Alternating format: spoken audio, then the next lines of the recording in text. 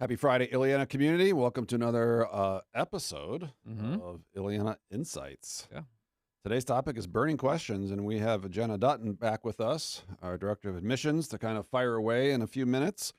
I know what you're asking. Where's the food? Where is it? We ate Starving. it. We just ate it. Yeah, we did. We had some couldn't board. wait. We had some board members visiting today, so they made some banana bread, pumpkin bread, fruit, Dale brought some cake. cake, and it just didn't last. No. So we ate it. Make it. Sorry. Before we get rolling today, we had some big news last week about SAT scores for Illiana Christian. We are now number 1 in Lake County Number and one. the greater Northwest Indiana region. That's right. I have the statistics right here. So we are, a lot of this is technical stuff, but if our benchmark is at 57.6, that's the top. The next closest school is 51. It's a big gap. Not even close. Nope. So congrats to all of our students, parents, teachers, all of it. Even our partner schools, right? I mean, you great. look at it, this isn't just something that's done in a year. This is something over a span of somebody's educational lifetime. So it's everyone's achievement. Correct. So I know Jenna was part of a team last week that brought donuts to our partner schools to thank them because it's a team. It's a village. But the trivia question stems from that. Okay. So it's the SAT. All right. What does SAT stand for? It's an acronym. I know it's an acronym. Just I might have this one. okay. I didn't know it. I should know it. But Is at it a school didn't know it. Standard Aptitude Test? So close. Oh. Aptitude test is correct. Okay. Scholastic Oh. aptitude test. All right. So one more. This is a giveaway. So that test is taken by our juniors. As sophomores, they take the PSAT. What does that stand for? I thought it was just Preliminary. right? Okay, preliminary.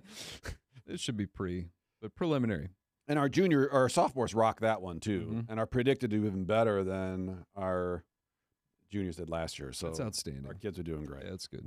So with that fun news, we're going to turn it over to Jenna. Jenna's got a bunch of questions about all of Illiana life that we're going to attempt to answer to the best of our abilities. So we toss it to you, Jenna. All right, Away. Darren, we're going to start with you. Good. Darren, what does success look like for Illiana sports beyond wins and losses?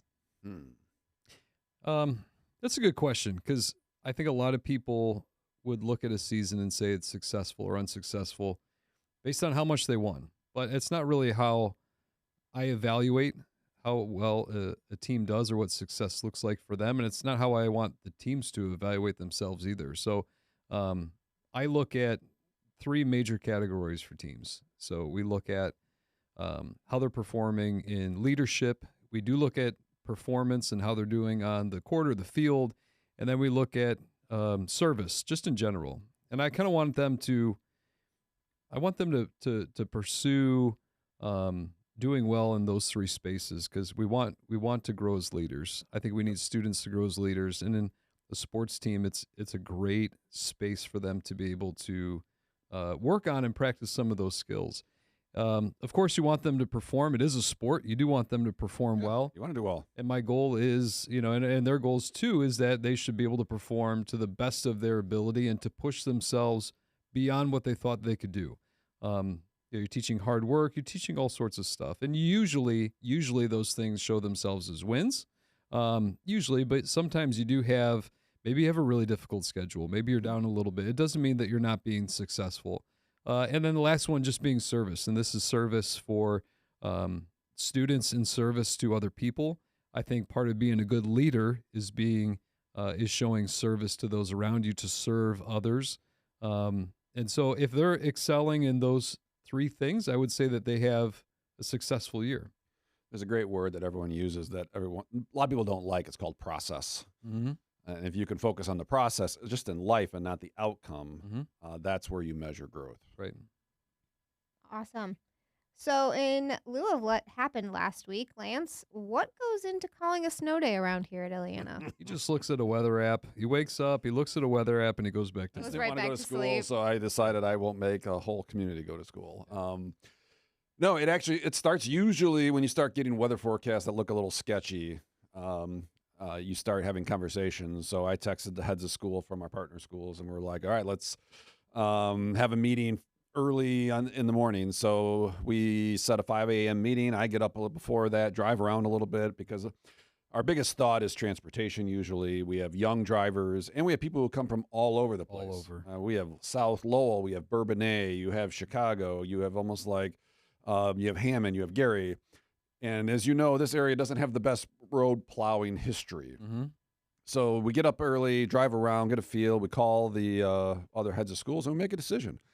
And we're always going to err on the side of safety on it. Right. And we actually had a lot of snow, so it was a pretty easy call on Monday. But then you end up calling, you got to call Terry, who deals with the food. You got to call chapel committee people. I call you because we got to decide what we're going to do with athletics for the day. And then Brent sends out all the information and the text messages, and I let Dan know so he can post it on social media.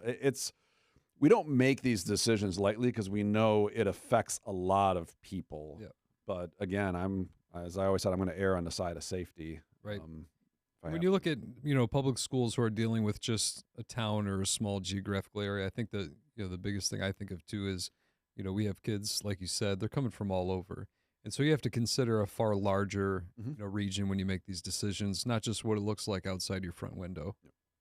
And a little known fact, the first one of the year is always a snow day, Mm-hmm. which means there's no schoolwork. Mm-hmm. The rest of them, sorry, kids, it's e-learning days. Yeah. We got to keep the learning process going. We're working either way. Yeah, I was here. I was not here. I was at home. So many of you may have seen it on social media, but it sounds like Illiana is hiring some new faculty. Mm-hmm. Mm-hmm. What do you guys look for when hiring new teachers? Well, I think the first thing I would say is we're hiring new people because we're growing. We're anticipating to grow by about 50 to 60 students next year from where we are right now. That's due in large part because we're graduating our smallest class. Our seniors are about 126, and expecting an incoming freshman class somewhere between 180 and 190. So that's a big jump. You add amazing. that many kids, you got to start adding disciplines. Yeah, kudos to our Jenna over there for bringing kids in. You got to probably add another teacher for every 25 to 30 students. So we're looking for teachers in like English and some of those areas. So we just need them because we're growing. You're looking for people who love God, love kids, and have a passion to connect the truths of God's world to these kids. You have to love God and kids. If you don't have a passion for teaching kids, I don't care how smart you are. I don't care how much you know about history, English, science. That's all good.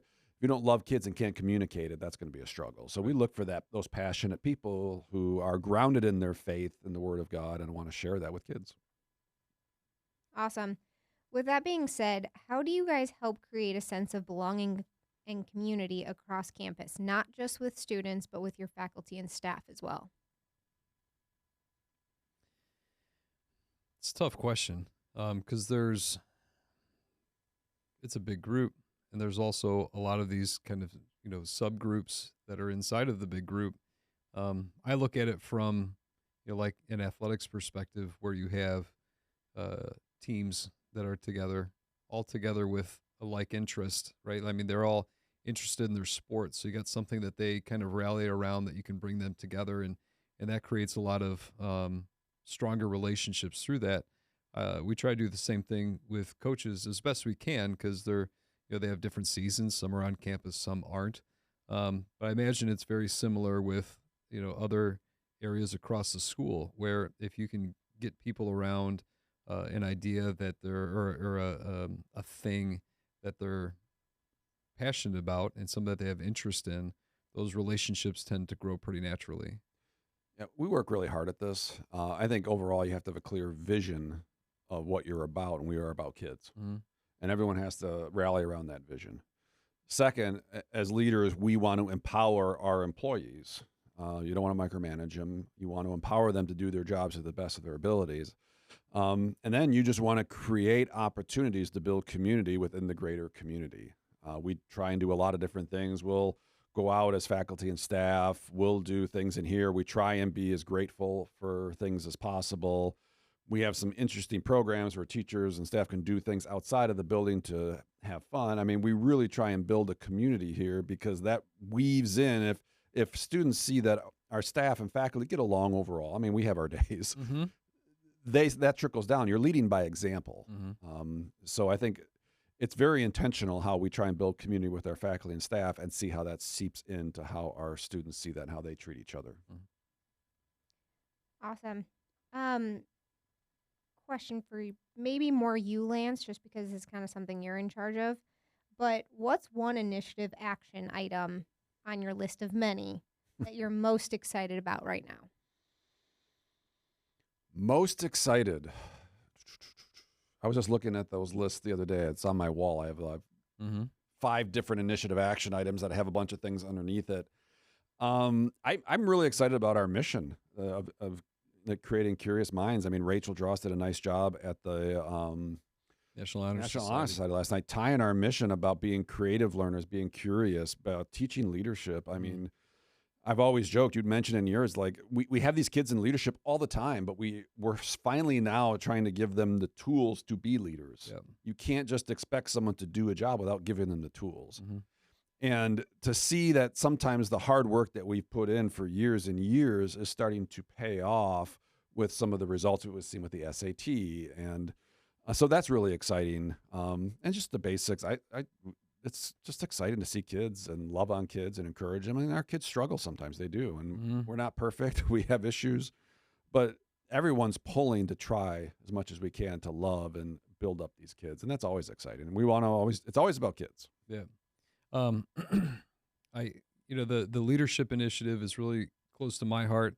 I think, looking at that, I think one of the biggest hurdles is for students to have confidence in that what they're saying is the truth, and that what they're, that what they stand for, what they believe in matters, that there's value in that they have value. And I think that's one of the most important things that, with these initiatives that we teach is that they matter, that they have value, not just for what they bring to the table or what they can offer. They're valuable just because they're loved by God's Jesus, kids. right? They're So, God's kids. that's one that I really enjoy. That'd probably be the closest to my heart. All right, Jenna, give us one more big question here. Big Burning question and then the lightning round? Yes, let's do All it. right. What's Lightning. one thing you guys wish every incoming student knew about being a Viking? Whether they're an athlete, a scholar. I think one of the things is we try really hard to love kids, to encourage kids, to connect them, but ultimately they have some responsibility on themselves to own it. Whether it's their faith, whether it's their friendships, whether it's what they're going to get involved in. I mean, we can create a lot of opportunities, but they have to own a lot of things themselves. And that's once they start doing that, you see kids thrive. Yep. So it works both ways. We're going to try and do as much as we can, but there is some ownership on the kid to take some responsibility as well. Yeah, I agree. I was thinking the exact same thing because I think,